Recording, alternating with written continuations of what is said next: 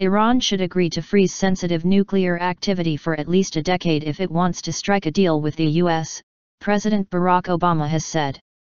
However, the odds are against talks with Iran ending with an agreement, Mr. Obama told Reuters news agency. Negotiations on Iran's nuclear program are at a critical stage, with an outline agreement due on March 31. Israeli Prime Minister Benjamin Netanyahu is expected to urge the U.S. Congress on Tuesday to oppose a deal. He was invited to speak at the U.S. Capitol by Republican House Speaker John Boehner, angering Democrats. Mr. Netanyahu, who faces domestic elections in 2 weeks' time, will not meet Mr. Obama during his visit to the U.S. Rolled back. In his interview, the U.S. president said disagreements over Iran would not be permanently destructive to the US-Israel relationship. But Mr. Netanyahu had been wrong on Iran before when he opposed an interim nuclear agreement struck last year, Mr. Obama said. Netanyahu made all sorts of claims. This was going to be a terrible deal, this was going to result in Iran getting $50 billion worth of relief, Iran would not abide by the agreement. None of that has come true, Mr. Obama said. During this period we've seen Iran not advance its program. In many ways, it's rolled back elements of its program.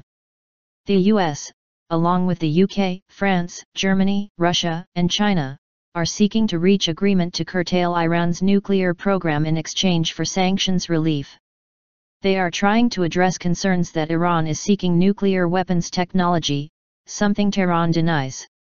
U.S. Secretary of State John Kerry is holding talks with Iranian Foreign Minister Zarif in Switzerland as part of the ongoing negotiations ahead of a March 31 deadline for a framework agreement. The aim is then to secure a final deal by June 30. Mr. Obama said that if Iran was willing to agree to double-digit years of keeping their program where it is right now and, in fact, rolling back elements of it that currently exist, and we've got a way of verifying that, there's no other steps we can take to ensure Iran does not have nuclear arms. Mr. Obama said that while a deal was still unlikely, it would be better than the alternatives. If they do agree to it, it would be far more effective in controlling their nuclear program than any military action we could take, any military action Israel could take, and far more effective than sanctions will be, the US president told Reuters. The US goal is to make sure there's at least a year between us seeing them try to get a nuclear weapon and them actually being able to obtain one, he said. The Israelis say any agreement that leaves Iran with the potential to use a peaceful civilian nuclear program for military means, now or in the future, is unacceptable.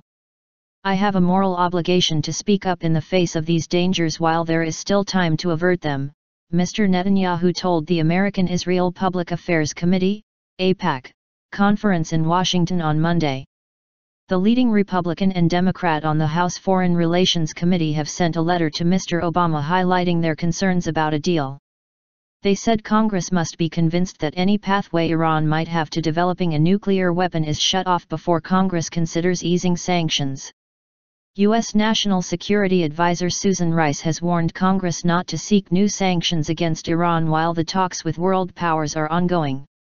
Congress has played a hugely important role in helping to build our sanctions on Iran, but they shouldn't play the spoiler now, she said in a speech to AIPAC.